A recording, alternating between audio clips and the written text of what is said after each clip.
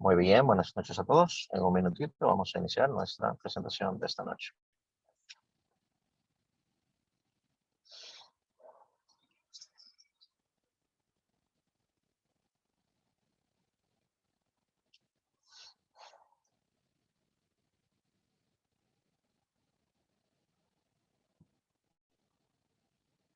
Muy bien, muy buenas noches a todos. Mi nombre es Hugo Martínez.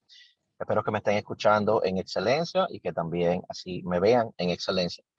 Esta noche tenemos el honor de continuar con nuestra serie de eventos premium. Este es nuestro segundo evento premium del año, para el cual también, igual que el año pasado, que el del mes pasado, que fue en inglés, este también será en inglés y vamos a contar con traducción en vivo con un intérprete que está disponible para nosotros y que pueden acceder a través de la opción de Zoom que se llama Interpretation o interpretación, o desde su celular van a tener la opción de Language Interpretation y pueden elegir el audio en español. Así que cuando nuestro conferencista esté presentando en inglés, pues escucharán ustedes el audio de nuestro intérprete. Muy bien, gracias por acompañarnos en esta noche de hoy y tarde o mañana para los que nos ven eh, grabado desde nuestro canal de YouTube.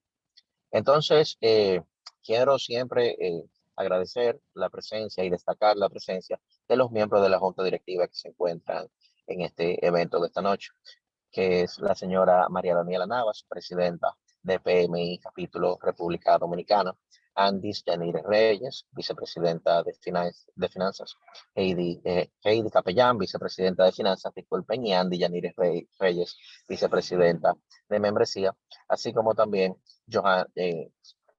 Joana Segura, vicepresidenta de Educación y Programas.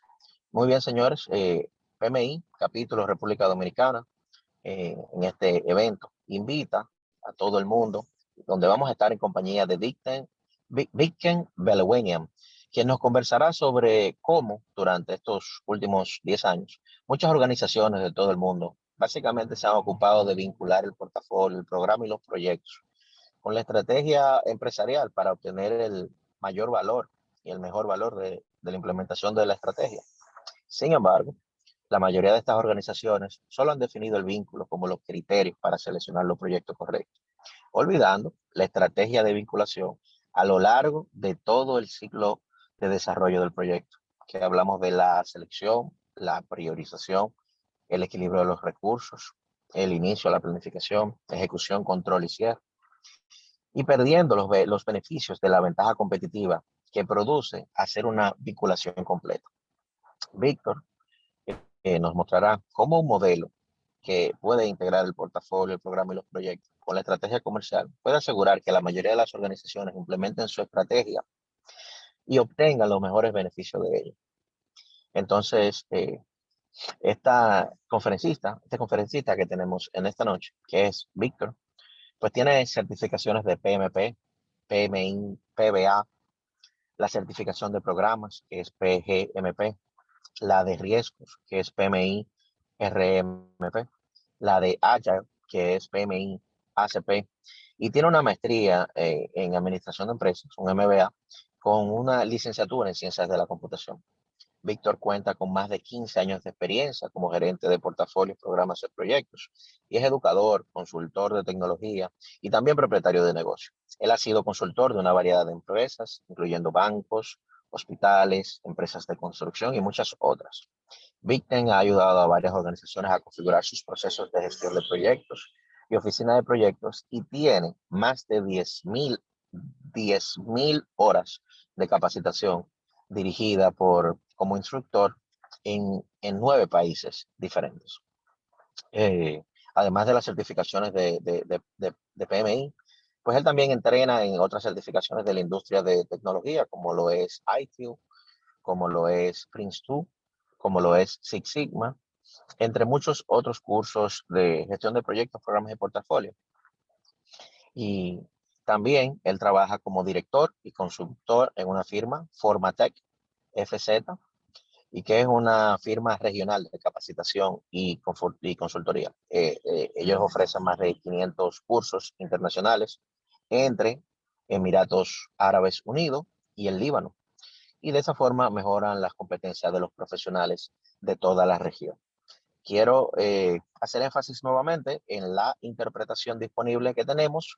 Solo tienen que dirigirse a las opciones de Zoom, si están desde la computadora o desde el celular, y van a encontrar Language Interpretation, interpretación del lenguaje, y solamente tienen que elegir el lenguaje español y ahí van a escuchar al intérprete, mientras Víctor hace la presentación en inglés.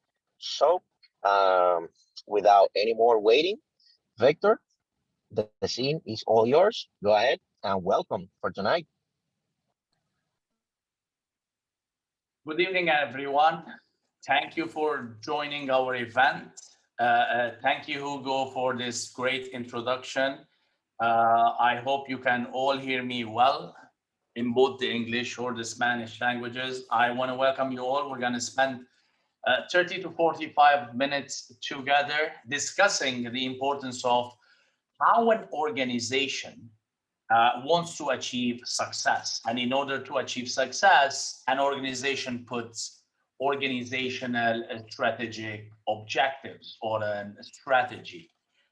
And how an organization could achieve this organizational strategy towards the execution of a portfolio, which is composed of programs and projects. So in our session, we're going to look into why organizations are unable to implement organizational strategy, what makes them fail, what are the challenges, and then we come back to the question to what should organizations do in order for their organizational strategy to be successful, and how they can achieve that, what they should do, how they should do, and so on. So first of all, let's say that any organization in the world, whether it's small, medium, or big, should always have what we call as an organizational strategy.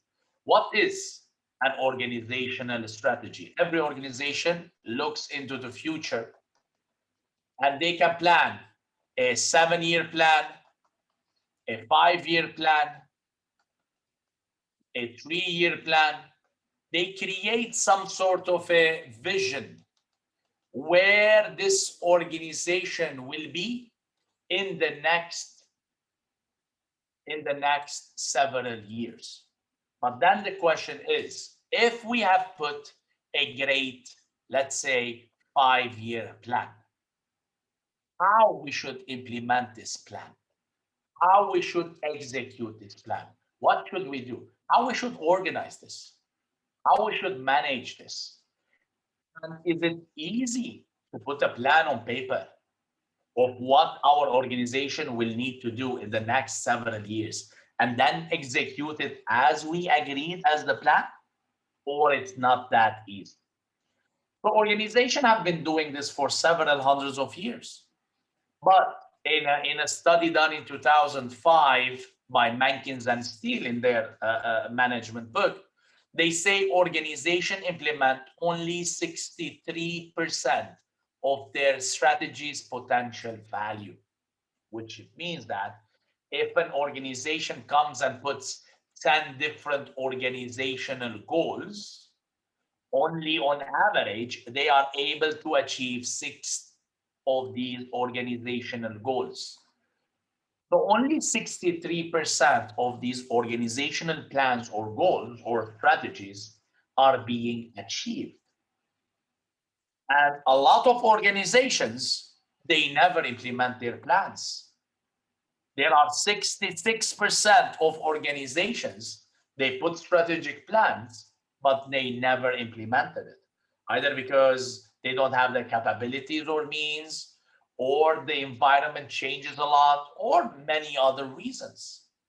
So there is a lot of room for improvement or growth.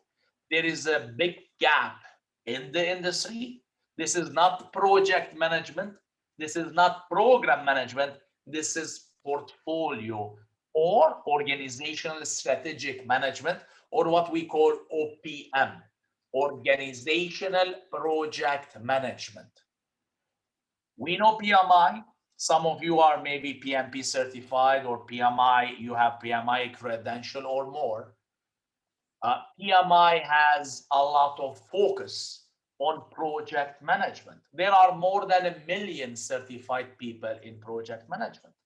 But when we reach at the portfolio level, only 700 people around the world are certified in how they can manage organizational portfolios of several projects and programs. And thus, there is a big gap in the industry of individuals with the right knowledge and the right skills to manage organizational strategies. But why do these organizational strategies fail? There are so many reasons why organizational strategies fail. Let's go through some of them. These reasons are unique to an organization, but if we group why do companies not achieve their 3-year, 5-year, 7-year plan, we come up with these 20 different reasons. Number one, unclear communication. Organizations sometimes put a strategy at the top because you need to understand that organizations usually put their strategies at the top. Every organization has a mission. That mission is translated into vision. That vision is translated into a set of organizational strategy and a set of objectives. But then the problem happens. These are usually done by very senior management of the organization, senior organizational managers. But in order to execute or implement this, who will implement these organizational strategies? Program and projects and operations. There will be a gap, a problem of communication, explaining or communicating how these organization strategies should be applied, what's our vision, what's our mission. And due to this lack of communication, because of this lack of communication, a lot of organizational strategies fail. Lack of or unclear communication or not enough communication. Either we do not do the proper explaining to our implementing teams, to our project managers, how to implement our strategy or what is our strategy, our vision, our mission. We assume that they know or they will be able to understand, and this gap will create failure. Another reason is lack of commitment. And this is lack of commitment from senior management. Okay? A lot of senior managers, organizational leaders, CEOs, COOs, chief executives of organization put a organizational strategy. And then they let the project managers and their mid-level managers execute this strategy. But they themselves, these senior managers, provide very less commitment, very less support, very less guidance. And what happens is that it's like any ship. When the captain doesn't, lead the ship, the sailors don't know exactly what to do, and they get lost in this, and they might take the ship somewhere where, they don't want to. So this lack of commitment from senior management is another reason for failure. Another reason is not having enough resources or not having enough educated, skilled individuals in the organization to execute the organizational strategy. Because in order to execute the organizational strategy, you need to have knowledgeable, expert professionals in your organization that they can actually implement this. That's another reason. By the way, guys, if you have questions, please write them on the chat and we'll address them later at the Q&A at the end. One of the other reasons why organizations fail is that an organization's strategy is composed of many small set of projects or programs. For example, in order to achieve, some organization strategy, maybe I need to do 10 or 12 projects, project 1, project 2, project 3, project 4, and so on. It's a group of projects. Eventually, organizations focus on doing 1 project, 2 project, 3 project, 4 project, rather than focusing on the entire group in order to achieve these organization strategies. And accordingly, what happens is that they lose focus and they only do actions on fragments. Part of the organization strategy gets done and the other part doesn't get done, which eventually doesn't achieve the full organization strategy. Let's say an organization wants to be market leader in, let's say, telecom. So in order to become market leader in the next 5 years, they put an organization strategy and then they agree on 10 different projects. If they do 3 of these projects, they will not become market leader. They will not achieve their organization strategy. They would gain some benefit or value, but they won't achieve the organization strategy. So when you do fragments or some projects compared to the complete project, then you lose focus and you don't achieve the full organization strategy. One of the mistakes that organizations do in this manner is that they put too many goals. Too many goals. In a concept called balanced scorecard, there is 2 authors called Norton and Kaplan. They say an organization, rather than taking 10 organizational goals and objectives, they should take 3 or they should take 2. If you have too many goals and objectives, your organizational leadership and focus will be on too many. And then you'll end up achieving few. So if you do 10 things at a time, you may end up doing 1 or 2.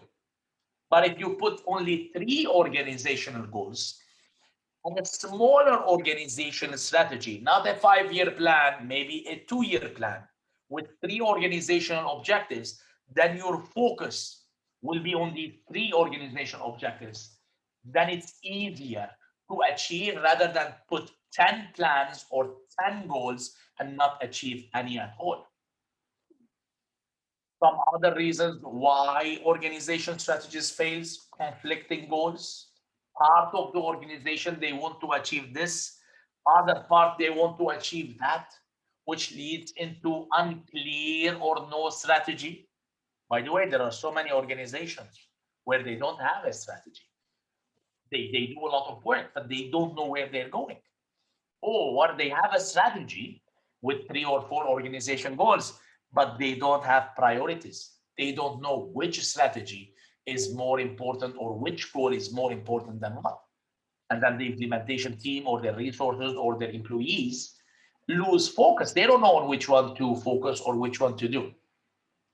Lack of responsibilities, which is kind of a leadership specifying in the organization who's responsible to do what.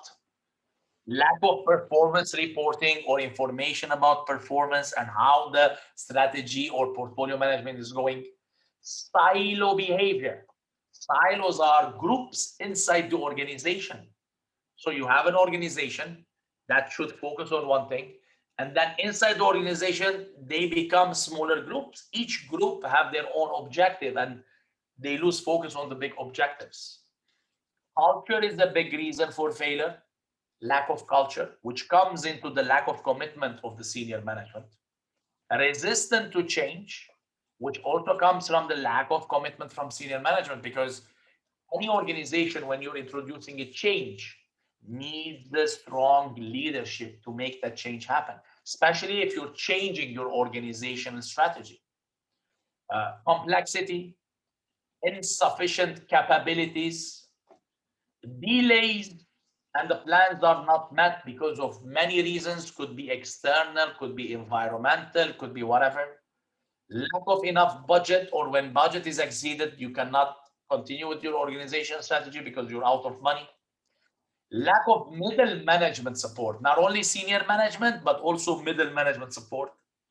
Poor leadership, which is because of the commitment, and strategy not adapted to changes. You're not adaptive, you're not agile, you're taking long strategies, 7-year, 5-year strategies, rather than taking smaller 2 to 3 year organization strategies. So these are all the reasons why organization strategies fail. What's the solution? What can we do? We need to understand that this should not be the responsibility of senior management. Senior management, they do not have the time, the commitment, the patience in order to convert a vision to mission, mission to organization strategy, and then execute or make sure this strategy is being executed. Should there be another responsibility? Should there be another senior responsibility in a group of people that they will make sure that the organizational strategy is being implemented? Yes. And lack of having this group creates failures. Who is this group? This individual is called the portfolio manager. So the senior management of any organization, the senior leadership, the senior management, the CEO, CFO, and so on, they should nominate an individual who will become the portfolio manager. And they will give him a group of resources, a group of employees, and they will do a department which will be called portfolio management. They will make the portfolio management responsible and accountable. Responsible and accountable for achieving the organizational strategy. Who is the portfolio manager? An individual who is studied, who is certified in how he can achieve organizational strategy success. How? Towards the implementation of portfolio management, towards the implementation of strategic planning and management of programs, projects, and operations. So the senior leadership may not have this project management expertise or portfolio management expertise. Senior leadership could be somebody from finance, could be somebody from marketing or sales, could be somebody, maybe he's the son of the owner. He doesn't have the portfolio management skills. So by electing or nominating an individual to lead the portfolio manager and creating a portfolio management department or office or a committee, now they are the ones responsible for implementing what we call portfolio management in the organization. And with that portfolio management in the organization comes a structure. You can see here, guys, that the highest level portfolio in an organization, this is the portfolio. What is a portfolio? A portfolio in an organization is everything the organization must do in order to achieve the organizational strategies, in order to achieve the organizational goals and objectives of the next several years. So at this, who's managing this? This is being managed by the portfolio manager. PMI has a certification for this. It's called PFMP. And this is a slide from the PFMP course. PMI has a certification and a course in portfolio manager and a standard. They have a book. They have a standard.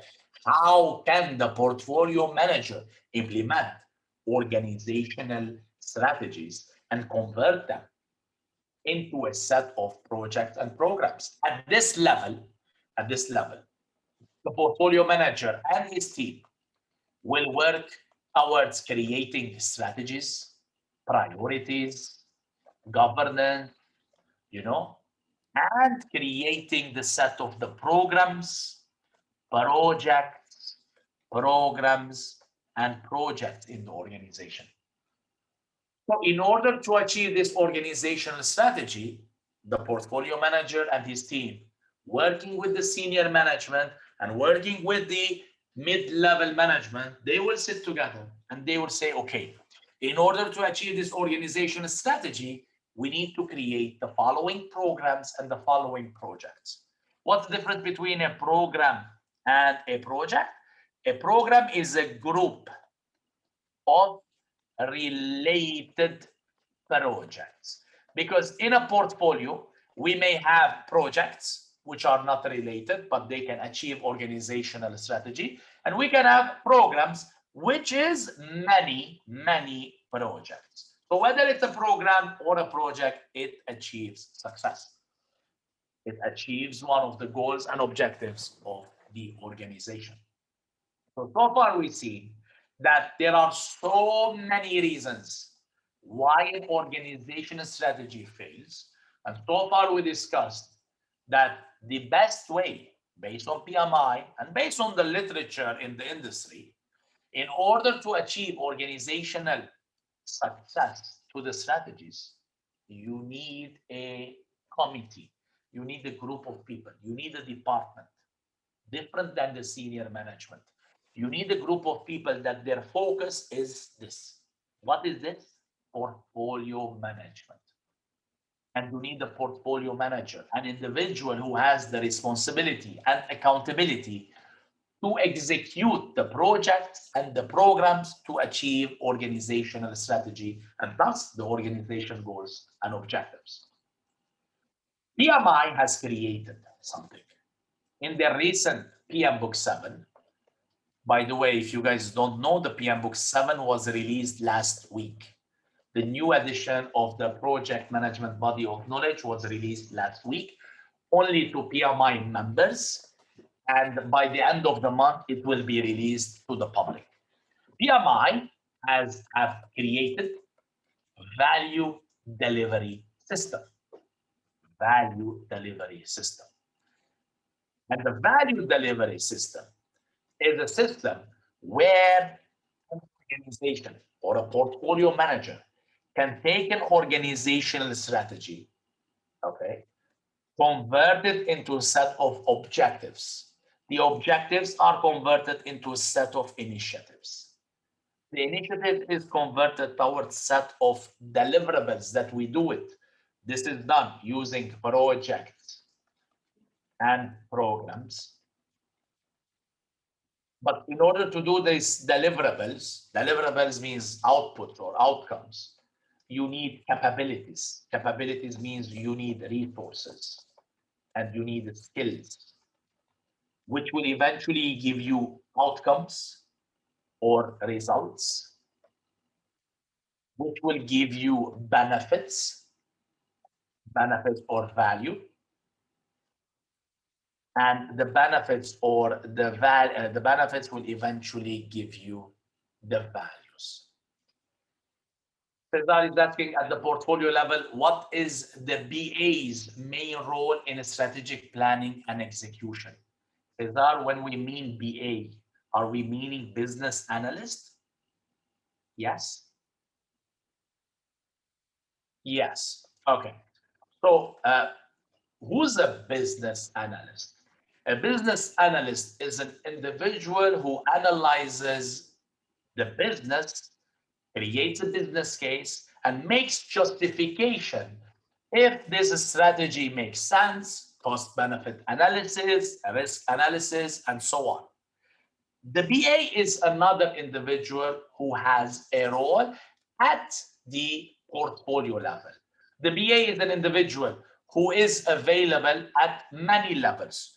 So if you have studied business analysis, you could play a role at, let me go to this. You could play, a BA could play a role at this level.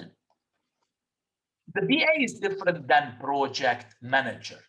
Project manager is the individual who's responsible to plan and execute the project. The business analyst is the individual who checks the justification and works with the project manager and works with the senior management, in this case, the program manager, into kind of justifying, is this the right project? Is this the right investment? Should we do this project or no? Okay.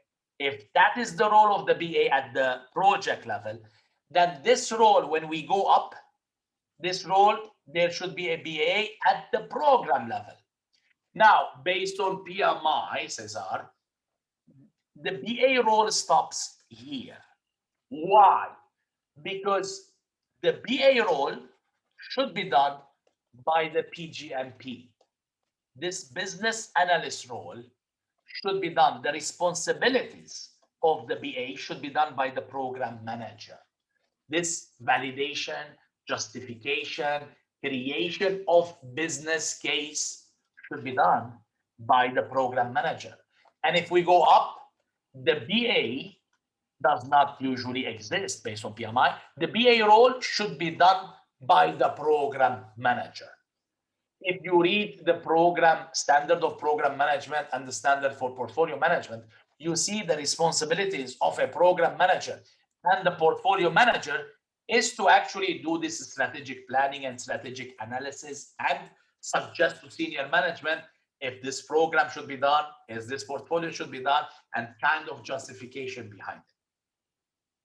But it's not wrong to say if the program manager is not knowledgeable enough or doesn't know how to do the BA responsibilities, then the program manager could work with a business analyst, or a portfolio manager could work with the business analyst in order to help him do the kind of strategic justification for the project or for the organizational strategy. But my answer is the portfolio manager and the program manager should do these responsibilities without having a dedicated BA, or the BA could be one of his team members. But the senior management expect that the portfolio manager with his team will be able to do the business analysis and the strategic planning work. Did I answer your question, dear? All right. So having said that, we just said that we need to establish a portfolio management and a portfolio manager with a committee or a team to deal with implementing organizational strategies. And we said that PMI has created a value delivery system that focuses on delivering value to the organization. How can I deliver value to the organization? How can I achieve the strategy? By converting the strategy to objectives, to initiative, etc., etc. What is the strategy? It's the overarching objectives, is the big objective that determines the organization's direction. What is an objectives? A strategy. Inside a strategy, we could have 1, 2, 3, 5 objectives. How can we do these objectives? Through an initiatives. And this initiative is called the portfolio, the program, and the projects, which are created to deliver the strategic objectives. In these portfolio, in these programs, in this project, we're going to create the deliverables, one or more than deliverables. These are the product, the service, the result that we will do towards doing the project and programs, which will give us the result, the outcomes, okay, which will give us the benefits, which will give us the value, the net result of the realized benefits, okay, that we will achieve. So PMI has a system. It's called value delivery system. Why? Because we're implementing portfolio management. What is the benefit of portfolio management? Why portfolio management should be done by a dedicated set of people and not by senior management? Because we said, because these people are skillful, educated, studied the art of how we can convert organization strategy into, implementation and execution.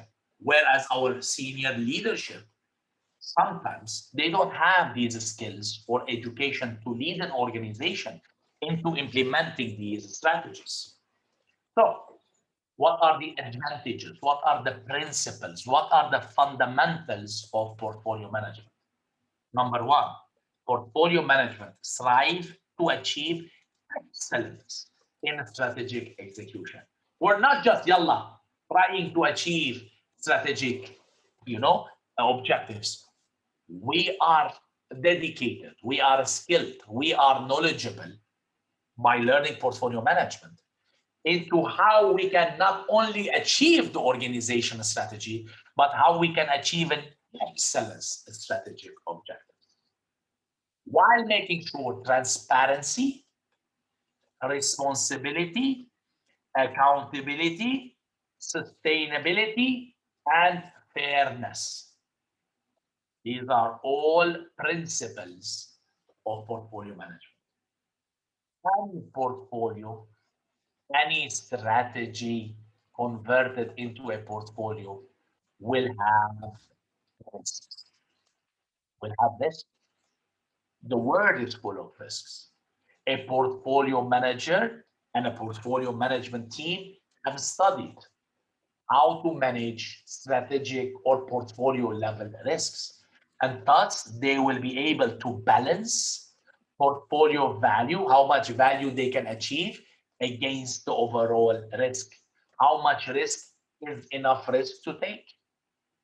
Not to be too risk averse or too risk seeking. What's the right amount of risks we are willing to take at the organizational level in order to achieve organizational, strategy and achieving the value?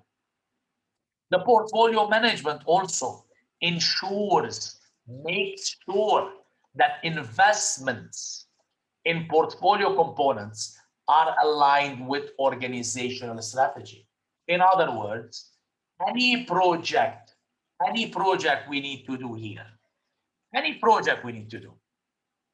okay? Somebody came up in the HR department, somebody in the human resource department in our organization wants to implement a new system. The portfolio management will check, is this system aligned? Is this project aligned with our organizational strategy, with our goals and objectives? If not, we will not approve or authorize this project. So with the existence of portfolio management, we will only do the components. When we say components, it means program and projects. With the existence of the portfolio management, the portfolio manager will make sure only investments which are aligned with the organization strategy are done. Everything else will not be validated, will not be authorized. Also, remember that one of the problems of Baylor was the lack of commitment of senior management and the lack of middle management support. There was less interest from senior management and middle management in helping us achieve organizational success. The portfolio manager and the portfolio management will make sure that they obtain, they get, and they maintain the sponsorship and engagement of senior management and key stakeholders. The job of the portfolio manager is to make sure senior management is committed. Senior management gives them the right engagement. It's their job. They cannot say, oh, we don't care. No, you care. I'm the portfolio manager and we want to make sure that you are committed. You give us your enough time. You give us your enough hours. You give us your enough meeting time in order to understand and in order to tell our people how to execute this strategy. We need your support. We need your engagement. Without the portfolio manager, this commitment could fade away. But if a portfolio manager is there with his team, one of the principles, one of the guiding rules that we preach or we teach them is no, you cannot let the senior manager not be committed. Senior management should be committed, and it's your responsibility to make that. And exercise active, decisive leadership for optimization of resources utilization. Oh, wait a minute. At the portfolio level, okay, at the portfolio level, we have so many projects and programs and operations which is done, and we use organizational resources. When we see resources, we mean labor or employees. We mean equipment, machines, you know, we mean systems or tools. Now, if there is no portfolio management, who uses the best employees? The best employees may not be in the most priority project. With the portfolio management, their job is to make sure they optimize the resource utilization. In other words, their responsibility is to make sure that the right resources are assigned to the right projects, to the priority projects. If there is a project one, which is priority, more people should be given, more importance should be given. And if there are other projects which is less priority, don't worry about it. Give them less resources, give them the weak resources, and give the strong resources for the priority project, because they are the priority and they will achieve our biggest success. So resource optimization is the thing at the portfolio level. Foster a culture that embraces change and risk, this is the adaptability. Portfolio managers need to learn adaptability, how to navigate the portfolio through difficult, changing environment. The world is changing, the environment is changing. 6 months ago is different than now, different than 1 year ago. And when you usually put an organizational strategy, it's not for 1 month, 2 months, 3 months. Organizational strategy are usually long-term strategies, 3 years, 5 years, 7 years, 10 years. So we want to make sure, when we say we, the portfolio managers needs to make sure that their portfolio is adaptable, is agile, can navigate, and is resilient against the changes to the environment and the external risks. And they are trained to navigate complexity to enable successful outcomes. So these are the principles of portfolio management. Portfolio management focuses on taking a strategic business execution and implementing organizational project management through portfolio management. So we take the business strategy and we convert them into a set of actionable items, programs, and projects, while we will supervise that these projects and programs are being done at the right time, with the right resources, with the right planning, and so on. It is our portfolio manager's responsibility. Portfolio have a life cycle, usually long-term life cycle, the same length as the organizational objective or strategy. So if a company, let's say if a company, whatever the company name, XYZ company, have a 7-year organizational strategy or a plan, then their portfolio starts here and their portfolio ends here. Actually, the portfolio does not end, because this strategy will change 7 years later. The strategy will change, there will be a new strategy, so this portfolio will continue. So the portfolio management is a never-ending, set of processes that takes the organizational strategy and converts it into a set of actionable projects and programs. That's the portfolio life cycle. You can see it is initiating, planning, executing, optimizing. There is no closing. If you know in project management, we close projects. If you know program management, we transition programs, you know? So portfolios, they don't end. They don't end. They end when the company finishes, when the company goes bankrupt or closes. Portfolio is a never-ending process. A group of people leading this portfolio management. What do they do at the portfolio level? At the portfolio level, we do something we call portfolio capacity and capability management. Capacity means how much we are able to achieve from the organization objectives and what's our maximum. And capability means what are our skills? What are our skills?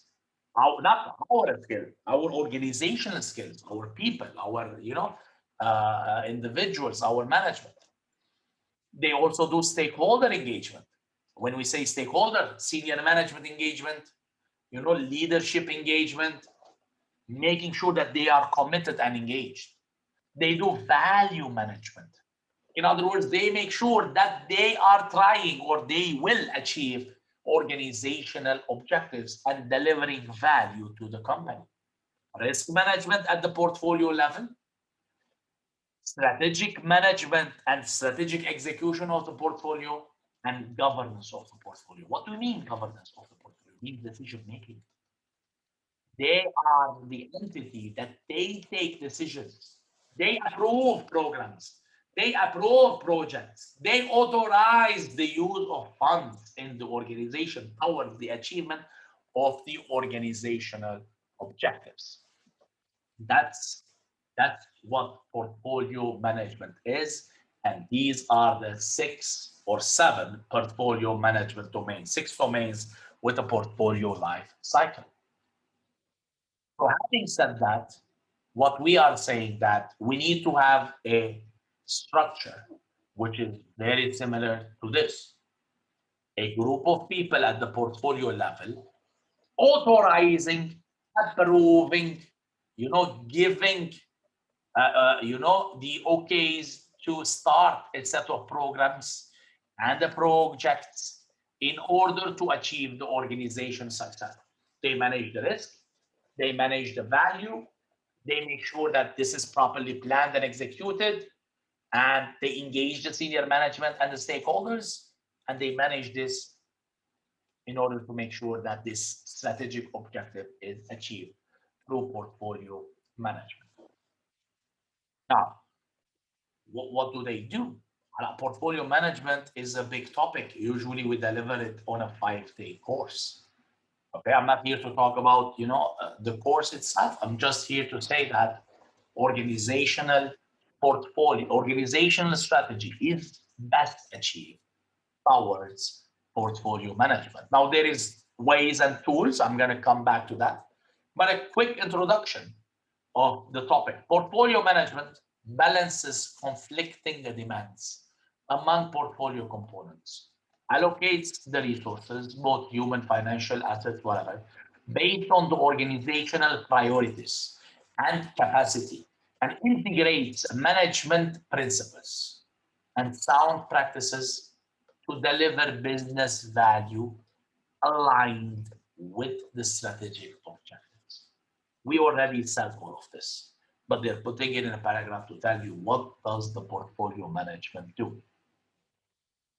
The program management and the project management are sub-elements. We call them components, okay? The program management makes sure we achieve the intended benefits. And the project management is largely concerned with achieving specific project deliverables that support the business and organizational objectives. So this is a quick comparison and the definition of portfolio, program, and project management. Each of these, this has a project manager, this has a program manager, and this has a portfolio manager. PMI has a certification of each of these. There's a course and exam of each of these. This is called PMP, this is called PGMP, and this is called PFMP. So there is, PMI has a standard. PMI has a standard. How do you manage projects? have a standard. How do you manage programs? And have a standard. How do you manage a portfolio? And at every level, we can implement this standard to achieve the best success in the organization. Okay. So now PMI has a model. Okay. PMI. This is on PMI website. If you go to PMI website and you write this, PMI has a model for linking business strategy to portfolio, program, and project. It's like a tool, and it is based on the balanced scorecard of Kaplan and Norton. So if you don't know about balanced scorecard, just YouTube it. Balanced scorecard is a way to achieve organizational objectives. And PMI has took it, and they came up with a model for linking strategy and projects that, you know, in an organization. The way they do it, first, they create a set of categories. Okay. So what they say, they create strategic objective categories. So let's say our strategic objective of the organization has 7 categories. We want to be operational efficiency. Our organization wants to be efficient in the organization. Operations, sorry. We want to have a stable production. We want to grow. We want to have customer satisfaction. We want to be different than our competitors. We need to have low compliance, like it means, you know, regulatory not affecting us. And we need to do sustainable development. So PMI says your organizational strategy should have a set of categories. In each category, we come up with a group of objectives. This is objective number 1. This is objective number 2. This is objective number 3. This is objective number 4. These are types of strategic objectives, and these are examples of strategic objectives. But what PMI says is that, okay, we'll give for each category a weight and importance. In this case, most of them are between 15 to 20, but look, we care most about sustainable development, and we care least about growth and differentiation. This is based on one example. So here, these are the strategic objectives. 1, 2, 3, 4, 5, 6 related to this category. 1, 2, 3, 4 related to this category. 1, 2 related to the growth, and so on. Now the portfolio manager should take these organizational strategic objectives. These are samples, guys, okay? The portfolio manager should take these strategic objectives and then should come up with a group of projects, okay? Project 1, project 2, project 3, project 4, and so on. This is first program. This is the second program, or this has no program. This project have no program. So the portfolio, which is called capital projects, have program and have some projects which are not programs.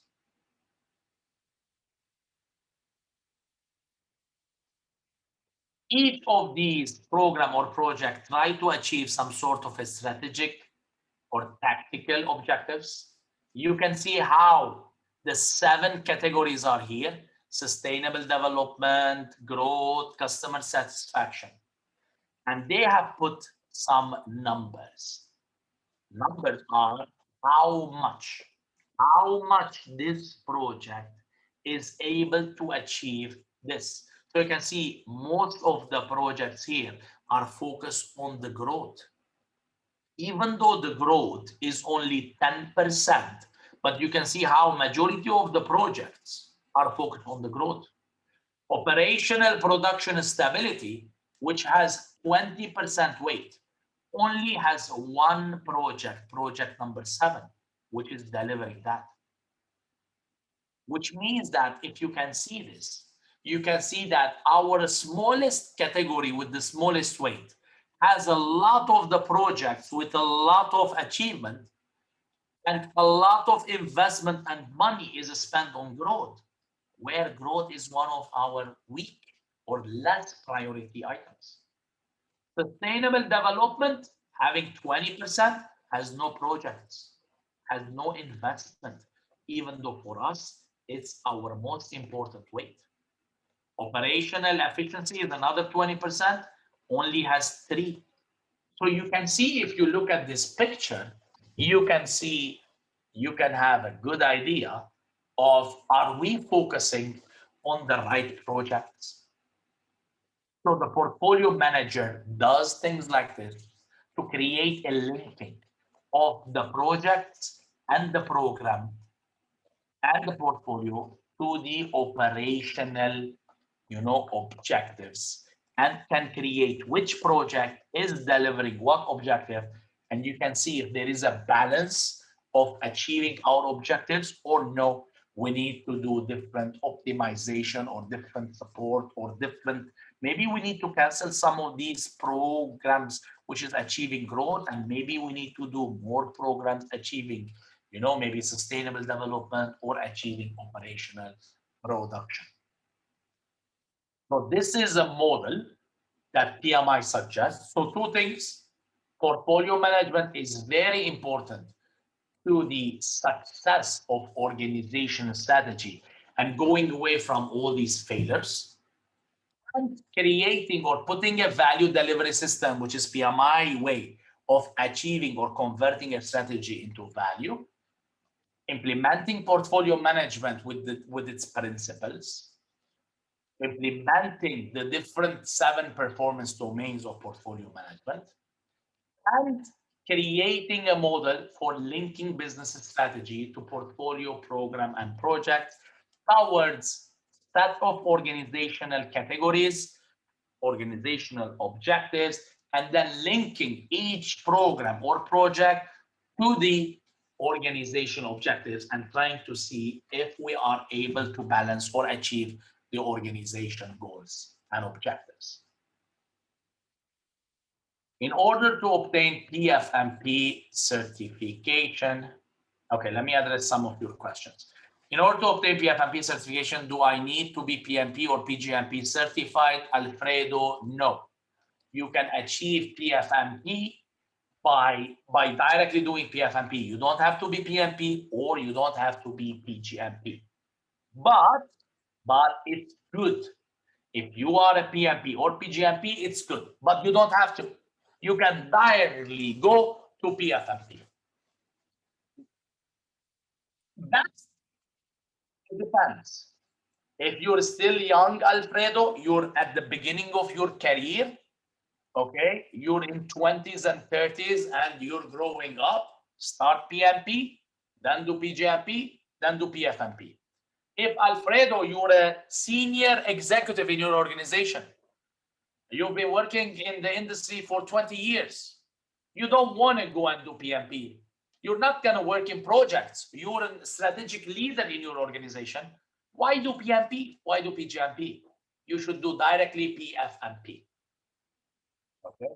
How can an organization weight objective in an effective and objective manner? Is that the role of the portfolio manager or executive team? No. These weights, oops, let me go back to the slide.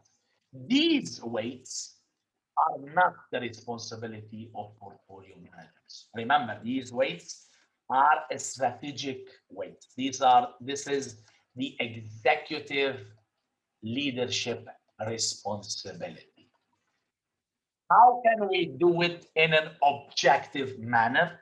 There is a technique called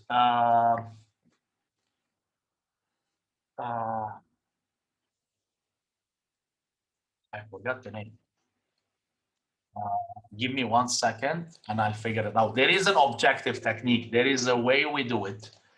I usually do it in my risk management. If you allow me 1 second, I'll actually give you an example of how this is done. Let me just remember the name. I forgot the name.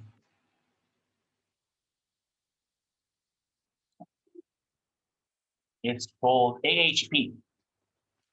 It's called AHP, analytical hierarchical process. Okay. So how can you come up with these weights? First of all, the portfolio manager does not come up with this weight. Yes, It is done in a prioritization matrix, Cesar, but it's a special type. It's called analytical hierarchical process. I do not have time to do this, but I can do it quickly. Analytical hierarchical process, AHP. Google this or YouTube this, and you will learn how to do this. Let me give you a quick example. Let's say you have 3 criteria. Customer satisfaction.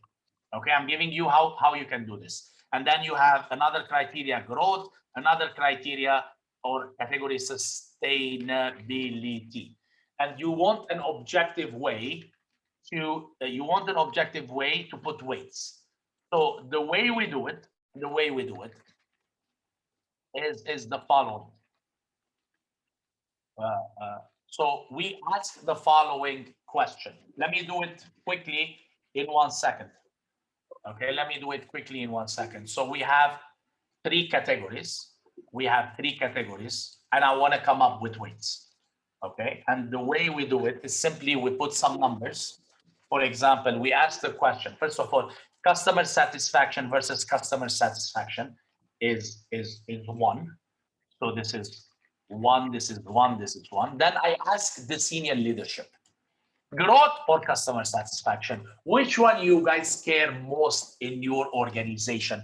Or somebody would say we care about customer satisfaction.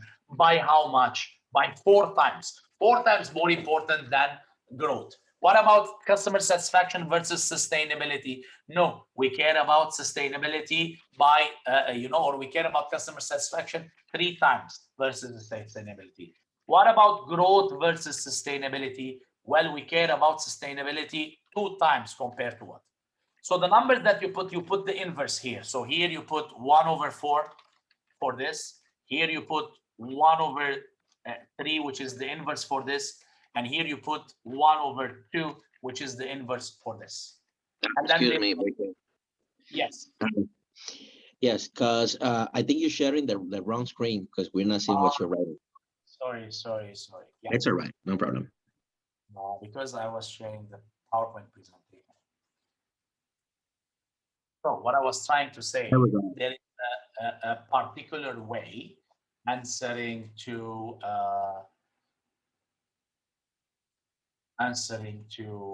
I think Alfredo. Yeah, Alfredo was, and Cesar said prioritization matrix too. It is prioritization matrix, but a special one that we use at this portfolio level is called AHP. It's a math behind it. So you put your category 1, category 2, category 3, the same categories here, and you ask the question to senior management. By the way, you don't do this as portfolio managers. This should be done by them, but you can facilitate the process. Which is more important, customer satisfaction or growth, and by how much? Which is more important, sustainability or customer satisfaction, and by how much? And then when this is done, you do a small math. Okay, and the small math, there is a process to do this. You can actually Google and learn this. So the process is, first you do the summation. Then for each one of it, you do 1 over the sum. Okay, to come up with the actual, weights. Okay, you do the same here, which is this divided by this. You do the same here. And then you do this divided by this. You do the same here. It's a lot of math. So what are these? These are the 3 categories that we have. Then you do the sum like this. Then you do the sum like this. All right. Then you divide this by this. And done. These are now the weights. What do we mean? The math, you do it or the facilitator does it. Again, I'm not teaching you this. I did it very fast. Don't worry about it.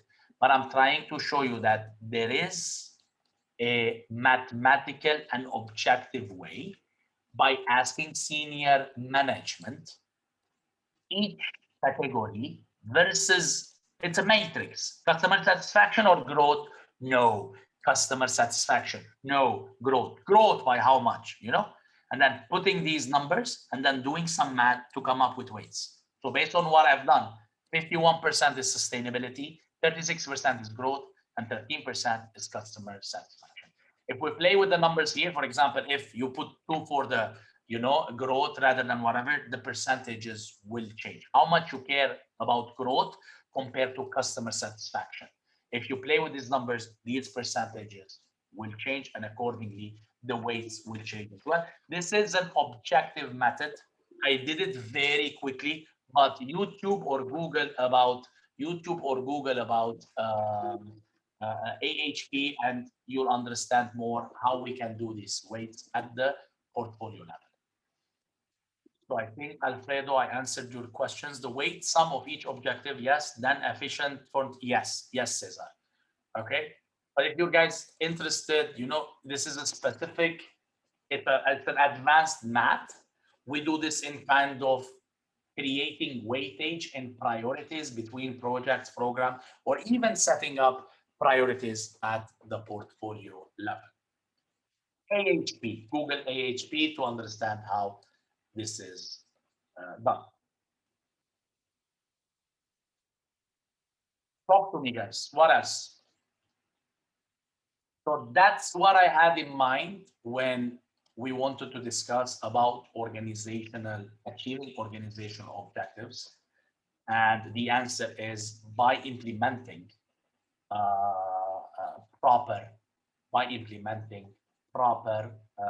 project portfolio management with the portfolio team, implementing the portfolio domains in order to achieve strategic success, and having the kind of responsibility on the portfolio manager to achieve this success. Questions? Okay, so if anyone has a question, si alguien tiene alguna pregunta, recuerden que pueden hacerla a través del chat. También pueden abrir sus micrófonos si la quieren hacer en inglés, o también la pueden hacer en español y nuestro intérprete pudiese decirla en inglés, así que no tienen ningún tipo de inconveniente con eso. So if anyone has a question, you can write it down, you can open up your mic and go ahead and ask.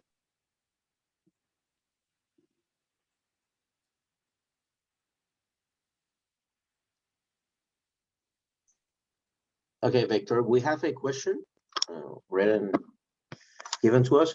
The question is, for a portfolio, I mean, for a whole strategy, do we need to have multiple portfolios for different objectives, or do we only need one portfolio for the whole strategy? Sure. There is no one answer for this. Both of them are correct. It depends on the portfolio and the nature of portfolio. Can you achieve can you achieve 3 organizational objectives with one portfolio? Yes. Sometimes, however, the organizational strategic objective is complicated, that doing it with one portfolio is difficult. It's easier to do one big portfolio and then under it to do 3 smaller portfolios. Each sub-portfolio will have its own sub-portfolio manager and a sub-portfolio committee, where you're like, it's too much work on the portfolio management team. It's a big organizational objectives. We cannot alone achieve this. So let's do sub-portfolio and let's each have a focus in one area. I'll give you an example. Let's say Samsung, the company that does TV and mobile and whatever. They have a big portfolio, but they cannot do all the portfolios alone because they have so many divisions. They have so many organizational objectives, and it's divided by divisions. Mobile, you know, electronics, jet engines, cars. So is it ideal with one portfolio to achieve all of this? Maybe no. So we will have a big portfolio and then sub-portfolio for each business unit or each division. So both of them are valid. You know, so it depends on the structure and how the organization is. Excellent, excellent. Thank you very much for your answer. We have another question is, in that scenario, so how the governance is going to be? Who governs those 2, 3, 4, or 5 portfolio managers? This is easy because PMI created a standard, okay, where there will be multiple level of governance. Let me put back my PowerPoint presentation to explain this. Okay, this is easily addressed by PMI. Look, if you have multiple portfolios, there is a governance at the high portfolio, and there is governance at the lower portfolio level. So in other words, let me put a blank screen blank. Blank, white. Okay. So imagine I have here a portfolio. Okay. In my portfolio, I will have, let's say, 4 sub-portfolios. Okay. Another sub-portfolio, another sub-portfolio, another sub-portfolio. In this sub-portfolio, there are 2 programs, program 1 and program 2. In this sub-portfolio, there is 1 project and 1 program. Each of these programs, of course, have projects. Okay, here there is only 1 program with 3 projects, and this sub-portfolio has 3 projects. How governance works? First of all, the roles. At this level, okay, sorry, let me just change the color. At this level, there is a portfolio manager. The portfolio manager creates the governance of the 4 portfolios. At this level, there is also a portfolio manager. But this portfolio manager creates the governance of his portfolio. He will govern his portfolio. He will not only govern, he will do value management. He will do risk management. He will do optimization and resource management. He will do capacity and capability management for his, portfolio. Also, at the program level, there is a program manager and there is another program manager. Each program manager, he will do governance for his components. Not only his components, he will make sure we achieve the benefits, or what we call benefit realization. He will make sure we manage the stakeholders. He will make sure we manage the transitions and the kind of components in a proper way. So governance is done from top to middle to bottom. So top to bottom governance is achieved. Governance is done by each portfolio manager, and governance is done by each program manager from top to bottom. Right, excellent. Thank you again, Vicken, for your answer. So I think we have 2 more questions. One is from Cesar. So he says, if the strategic change during the life cycle, basically, how do we deal with ongoing program or project that their value have decreased? How to deal with projects and programs that the value has decreased? In both, this could be dealt at the program level, or this could be dealt at the portfolio level. Not only if their value have decreased. So there are 2 reasons why components like programs or project, they might be stopped or terminated. 2 reasons. Reason number 1, they are no longer aligned with organizational objectives. They are no longer aligned. The alignment is not there. Okay. So if the alignment is not there, this program or project is not achieving organizational objective, stop it. Stop, close it. Okay, end it. Why? Because you're investing money on something not achieving organizational objectives. Okay. Number two, okay, you have the reason you invested in this project or program because it was bringing you this much benefit or this much value to the organization. During the couple of months, you now realize the value is less. What do you do? Now, usually what do we do at this level? We look in the component, the project or the program. We see why. We planned that this project or program will deliver this much value, and now it's delivering this much value, less value. And what can we do to be able to achieve the benefits we intend to achieve? Now, this is not a problem at the portfolio level because the project manager or the program manager, their responsibility is to make sure that these values are achieved at their program or project. But let's say they did a bad job, and you as a portfolio manager realize now that this program is no longer achieving the values it was supposed to achieve. So the business case is no longer justifiable.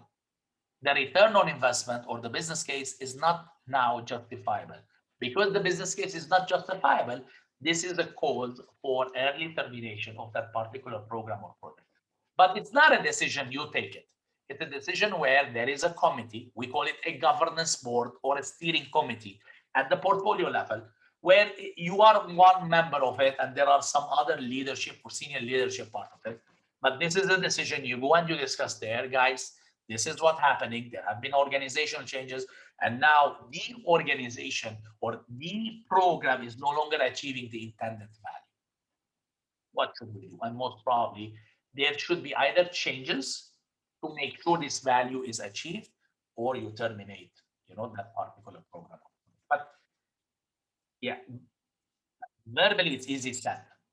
In the real world, it depends on so many factors. How much investment has been done? What's the cost of canceling? What will happen if we cancel such, an initiative? There are so many questions to answer. It's not a simple, 1 minute answer that I could give for that. All right, sense? very well understood. Thank you. All right, so I think that we have the last question is how does all of this interacts with agile? How does all of this interacts with agile? So agility is look, I don't want to call the word agility because agility is not only at the project level. I want to call the word adaptability. Okay, agility is one way to be adaptive. Adaptive should be taken into account at the portfolio level, at the project level, and at the program level. So with the new PM book 6th edition and the 7th edition, agility and adaptability is a thing. So if you see the new edition, which was released by PMI 1 week back, the PM book 7, half of the book is about agile project management. So now we're taking agile project management from bottom up.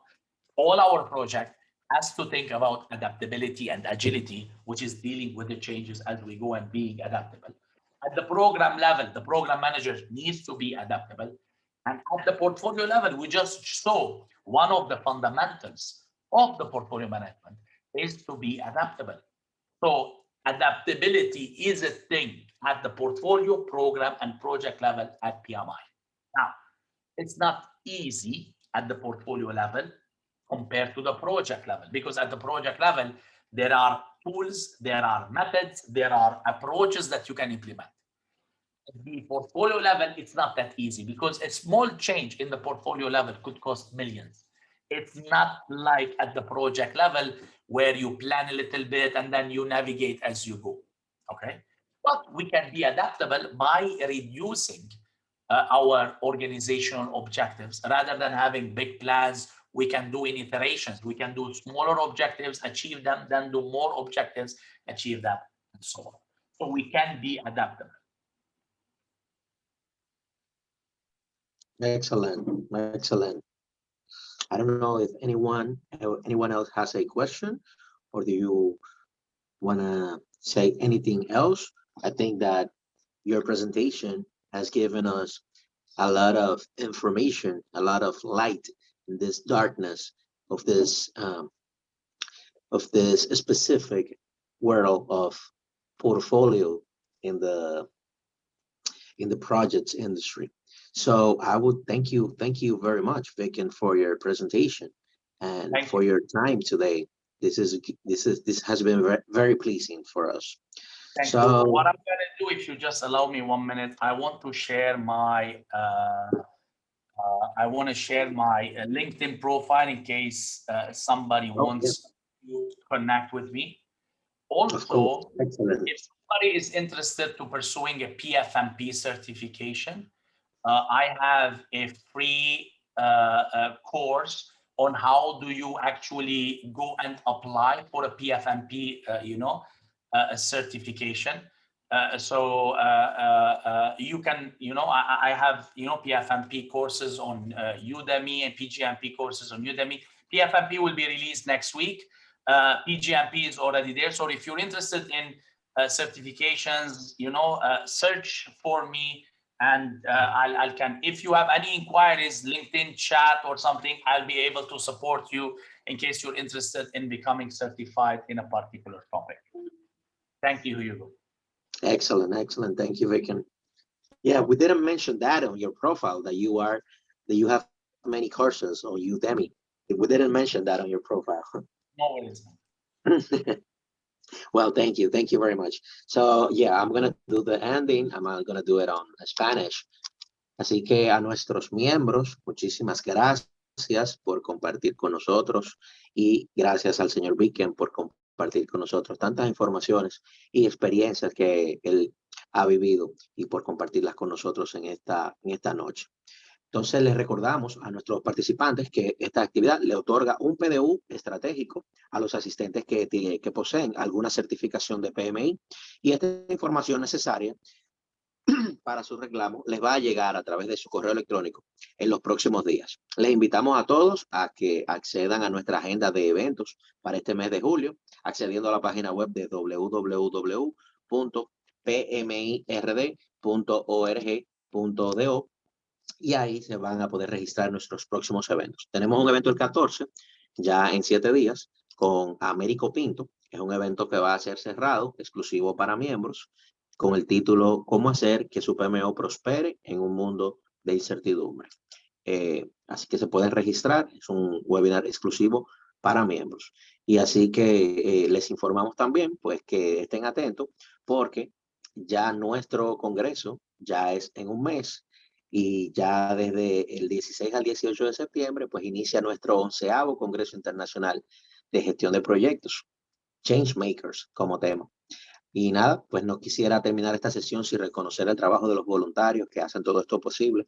Hablamos de Pamela Cruz, Lice Pimentel, Heidi Isabel, Quiroga Logra, quienes junto al liderazgo de Johanna Segura y este servidor, pues hacen posible que este evento llegue a ustedes. Y nada, feliz resto de la noche, y recuerden que cosas buenas suceden cuando te unes a PMI y a PMI capítulo República Dominicana. Muchísimas gracias a todos y feliz resto de la noche. Vicken, thank you very much. Have a great night, and thank you so much. Bye bye. Thank you, Hugo. Thank you for the chapter. Thank you, everybody. Good night. Bye bye.